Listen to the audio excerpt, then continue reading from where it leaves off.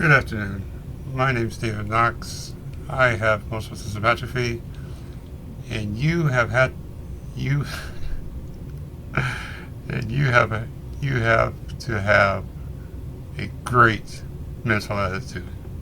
I'm not going to edit that first part out because this is life with MSA.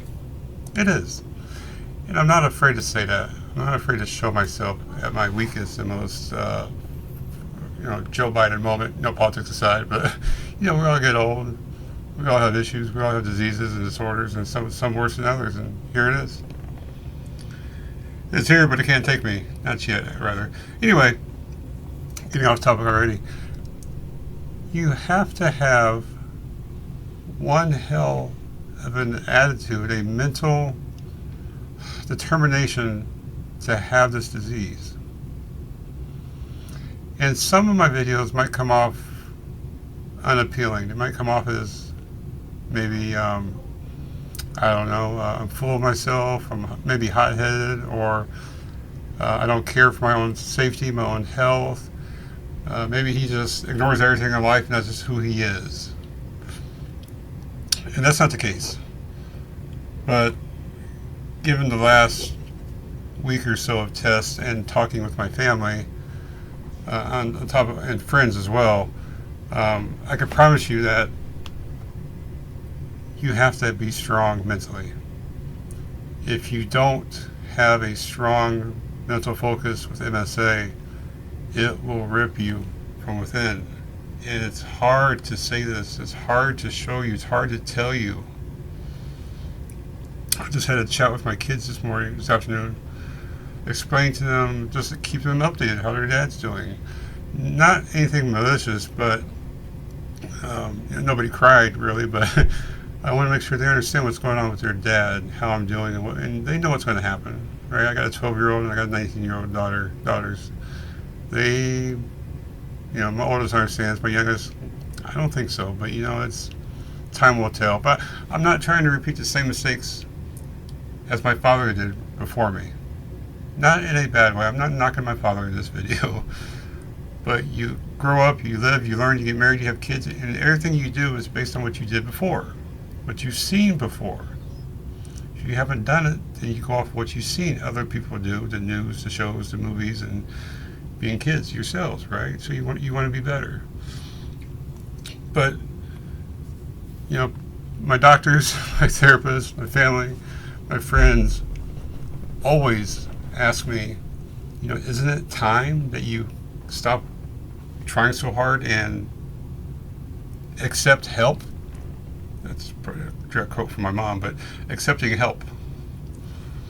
And the answer is no, it's not time. No. There are a few things you got to worry about with the mentality of having MSA. Number one is, how do you cope with your progressive symptoms? I have a strong-willed attitude, bullish, bullheaded, an asshole at times mentality about my symptoms. I may say them out loud to my wife just so she has a mental note. Like earlier today, I thought I was having a heart attack in my chest, in the dead center. And I told her, I said, just briefly, I said, 10 seconds, the longest pain I've had right here in my center chest, shocking, painful. Other than mentioning these things because of what might happen in the future, right? Gotta tell the ambulance. Symptoms come and go and they change and they get progressively worse. Having a positive outlook or attitude about gradually worsening symptoms helps you accept them. Half of the problems we have with people with these types of diseases, such as MSA, is that they're either saying, poor me, or why me?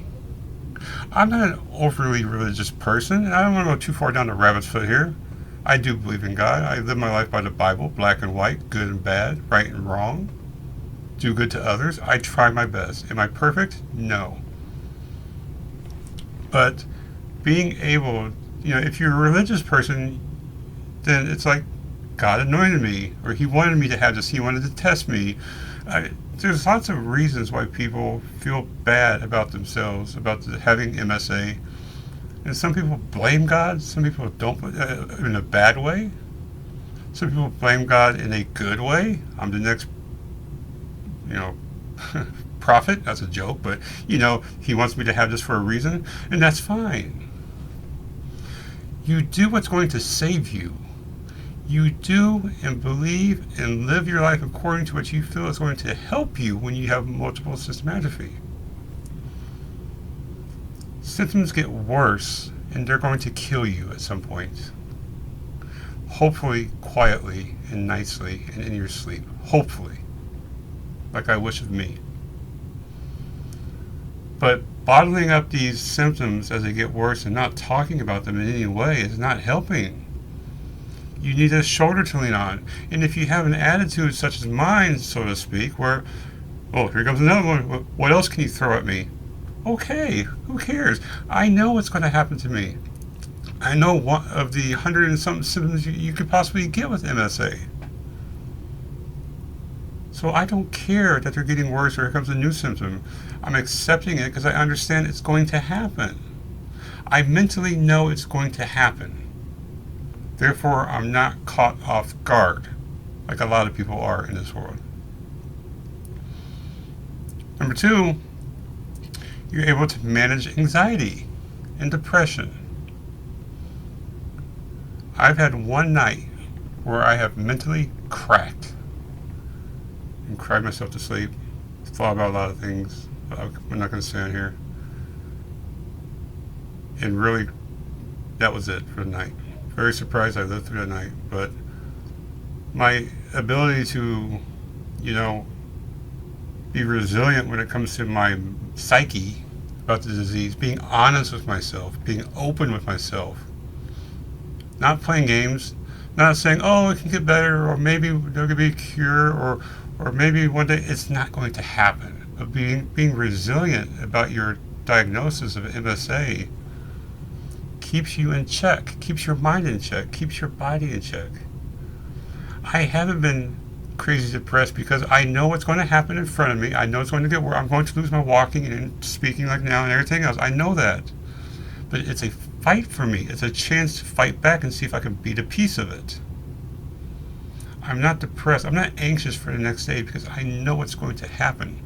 And when it comes to wheelchairs and walkers and accepting more help, medical help to make me safer, no, I will not.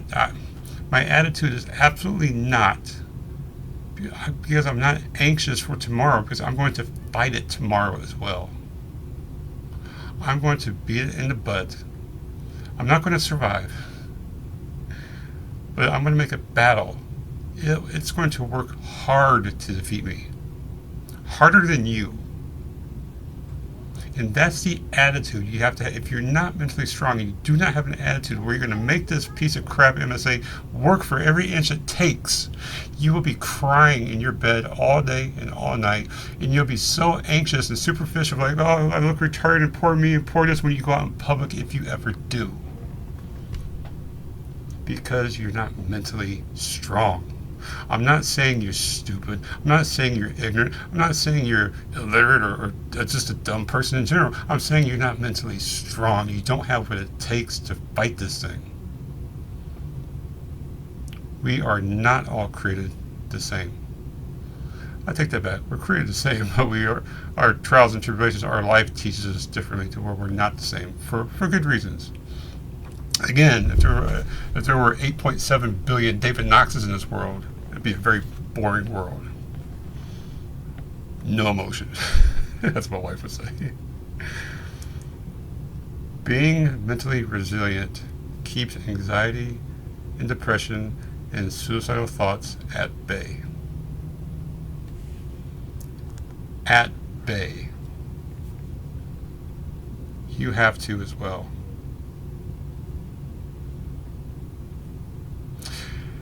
Being mentally strong also enhances your quality of life. You QOLs, they say. You see those initials everywhere in your medical records, right? QOL, quality of life. When you're mentally strong, you're able to isolate the few good moments from the big amount of bad moments. You're able to take those couple of very small little moments that are very good for you, that you're doing better, that mean well, and make them total, make them complete, make them gigantic, something that they're not. Because you're focused on good rather than bad. I don't get mad too much. See, I'm being truthful. I don't get mad too much anymore about the little things. But my mom called me 3 times a day. My wife, my wife yelling at me. My kids yelling at me. Right? Me dropping or breaking something. There are questions from everybody. These are kind of jokes, but I don't get mad about the little things because I'm not focused on the bad things anymore. I haven't been for 2 years probably. You have to increase your life, your quality of care, your quality of life by being happy, by being mentally strong. You're able to ignore most negative, bad, horribly medical things that happen to you at all times and keep focused on the good things. You are.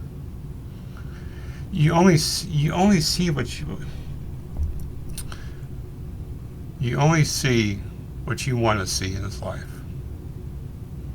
If you want to see good in people, you'll see good in them. It may take a while. It may take a life-ending disease such as MSA to show you that path. But it's true. It is now, in the end. I used to think a relative of mine was just an asshole or weird or whatever, and man, was I wrong. When you sit back and appreciate the good things, you're like, that's a good person. They tried for me. They may be weird. They may do things differently than you. But man, do they mean well and do they try. It may not be perfect, but do they try for you? Absolutely. They bend over backwards. But if you're letting MSA run rampant in your mind, the whole world's against you. Everything's happening for a reason, and you have nothing left. There's no time left. Your life gets better the more you can not think about these issues, like MSA. You know it's there, but accepting it. On top of that, supporting caregivers. A positive mindset can reduce caregiver stress and improve the overall experience with caregiving. My wife, as an example, just a little while ago, the reason why I really want to make the video for her and others, but she literally said, in her own words, she how do you say this, in a not greedy way, in a not selfish way. She's got people offering her to, take her on, downtown or get her mind off of me, take her out at girls' night or whatever, go over to the house for a while, have drinks and wine and stuff. And she's like, she can't because of me, because she has to worry about me. And I reminded her on the back porch just a minute ago, I'm like,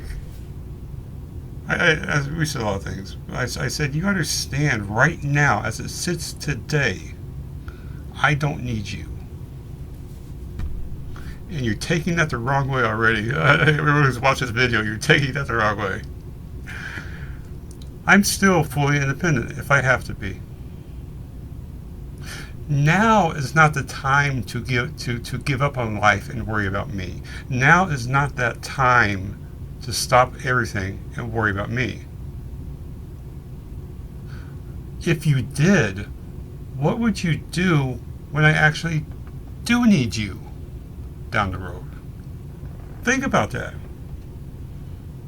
I'm hard-headed because I don't need you, whomever, in this case my wife, my kid, to take care of me. Does it help? Yes. Make things a lot easier? Yes. Reduce the stress and strain? Absolutely.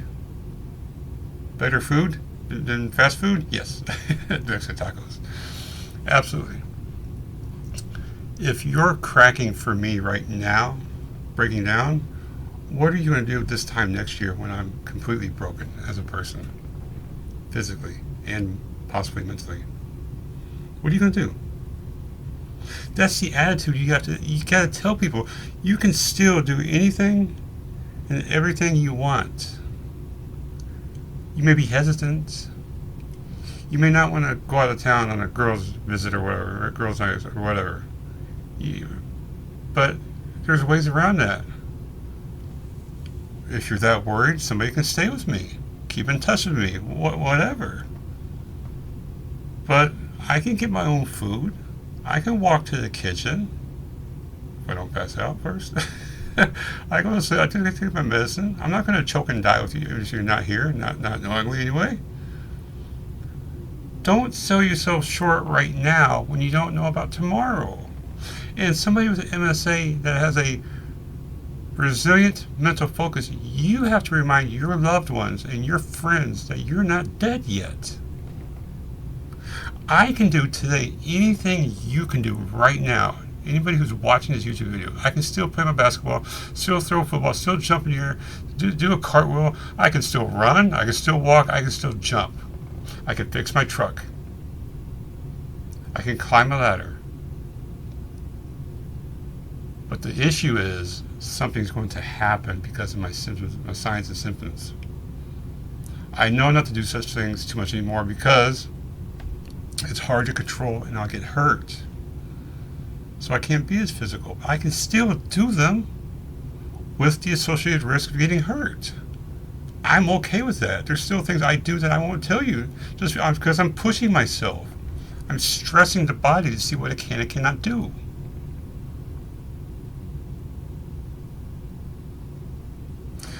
Seeking and adhering to treatments. If you're not mentally strong, you stray away from what the doctors are asking you to do or not do. And I strayed away from my clinical trials because I was bored, I was tired, and what's the point, right? But being strong helps you to stick with your medical treatment. Makes you want to go to your therapist and talk about your problems. Makes you want to go to your psychiatrist, psychologist to keep getting medicated or to, keep that medical field going with you, helping you. It keeps you going back to IU Health. It's a great team they have to keep me on track and go ahead of the game. It makes you want to go to PT or OT, all these therapies, and actually participate and try. Because without being strong mentally, you just say, fuck it, and keep going. You ignore everything and you go down that hole quicker. Why would you? Shorter video today. But when I say I don't need you, I can do it. I don't need anything that you have as far as medical. I don't. And if you take it the wrong way, it's because you're not strong. Mentally. I may not be as physical as I once was. May not have muscles. They barely move anymore. I can barely move biceps. I may not be as physically strong as I was before, but I promise you I'm mentally stronger than I've ever been in my life. I'm not caught off guard by symptoms and signs, by treatments and other diagnoses. I'm not caught off guard.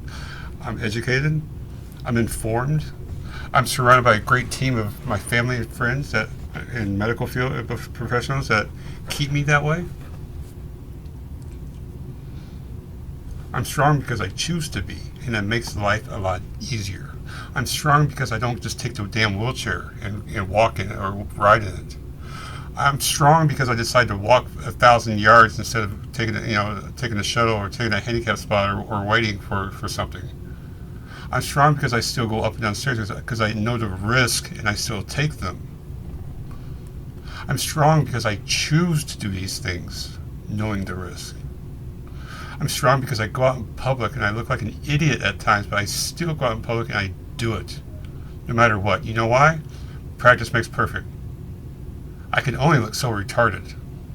I can only look so disabled in public.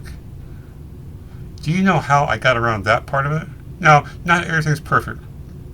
I was tired of going around and taking pictures with all my friends at events and parties and stuff and looking retarded. I said, there has to be a way. And I don't have them here, but I have a fabulous, which I'm going to wear on my cruise coming up. I have a fabulous pair of sunglasses. Aviator style lenses. And wouldn't you know, one of the two things that makes me look retarded is my mouth when it's open and my eyes. And sunglasses cover my eyes. That's more than half my problem taken away in public. Think about it. If you were not mentally strong, you would give up going out in public because you look disabled.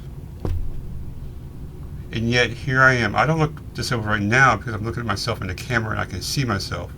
There's no stimulus to me. But believe you me, when I go in public or outside or do things, it gets disabled looking very quickly. So instead of not going out in public, I work with what I got. I mask myself a little bit with sunglasses. I look like a pimp at times. I mean that very literally. I have bought in the last few years a couple of very nice suits and ties, bow ties. I have some looks when I dress up to where I look, wow. People don't wear these types of outfits where I'm from, quote unquote. You know, I put the bow tie on. I get the cool looking shoes at K&G Men's Fashion. I go a little wild when I didn't do it before. You know why? It takes the looks off of my retardation and puts it back on who I am as a person. A man who has good style that has a terrible disease.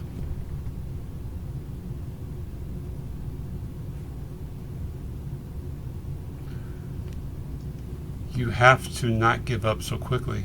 All of you.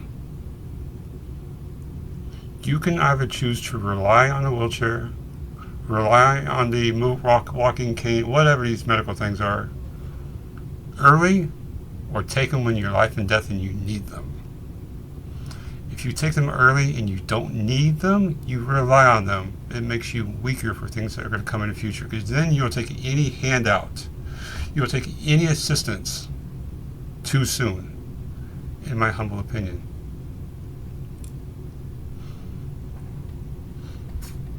It's easy to be pampered with MSA. It's easy to say, poor me. It's easy to give up.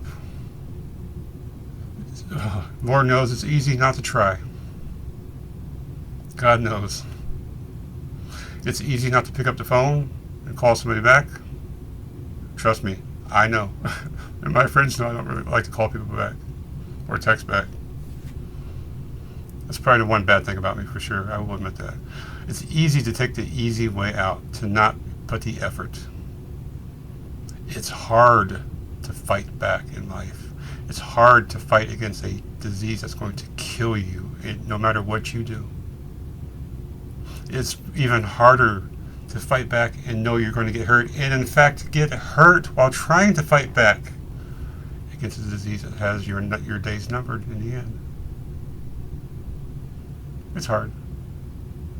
You don't see the days I cry or the times I cry. My wife rarely sees it. When I do, she's there. She's there. As are my kids. As are my mom. Is my mom. And my friends. But I'm telling you, God made everybody different in his image, but different.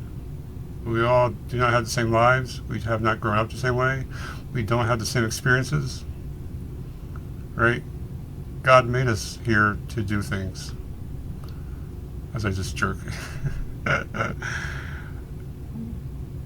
I'm not a prophet. I'm no religious figure to follow. I'm the last person you want to follow down a road of righteousness. But But I can promise you one thing. If there's an A for effort, I would have my master's and PhD right now. It won't conquer me. And maybe all the surgeries I had as a kid and all the injuries and being sick and stuff, maybe that tamed me. I'm sure my dad dying in front of me tamed me too. Seeing him sick for 12, 14 years, I'm sure it helped. In a good/bad way. But here I am and here we are. You got two choices with MSA. Give up, take the easy way out, or keep going. Obviously nobody wants to get hurt. Nobody wants to get physically hurt just walking around the house without a cane or whatever. I wouldn't care if I did. Because the longer these legs move, the longer my willpower to live moves forward as well. I will end it with that. Stay strong, stay focused, be ready to make changes. Life changes every day with MSA. It's never the same. It's only worse. A little sprinkle of good moments here and there. But if you have a strong mental psyche about you, it will be easier. You won't be taxing the other people around you, yelling at them, crying at them, poor me, poor this, poor the world, why me, God. You won't have those issues. And if you have people around you that's doing that when you come over, all you do is cry to them, or they make you cry, in my opinion, that's not right. Both ways. They should be encouraging, upbuilding, strengthening. You got this, David. You have it. Have you tried anything else? What else can you try? Besides getting in the damn wheelchair, what else can you try?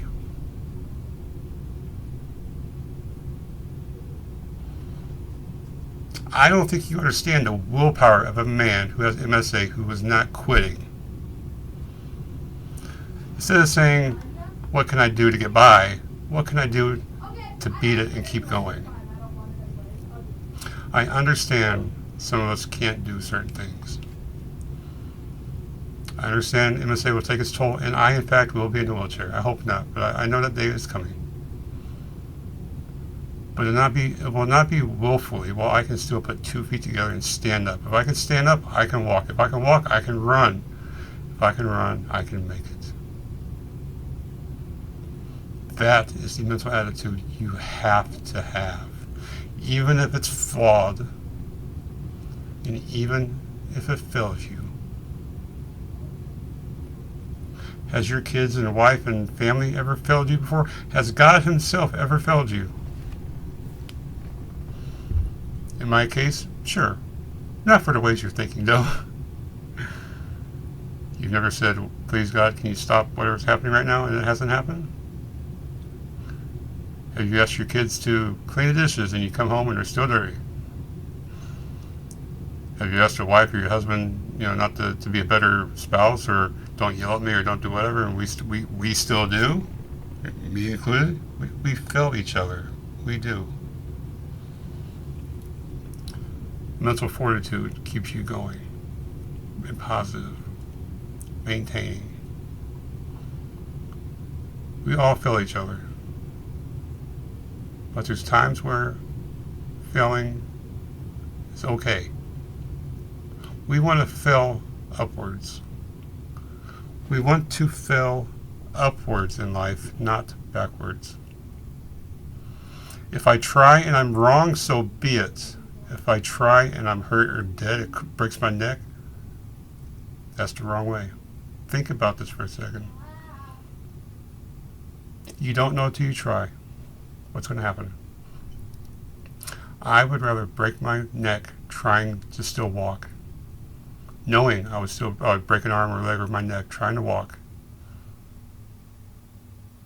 than break it trying to get into a wheelchair. I want to be strong. You need to be strong. Increase your mental psyche. Stay strong. Be good. I love you. I'll get you another video. I promise you there is another video. Have a good one.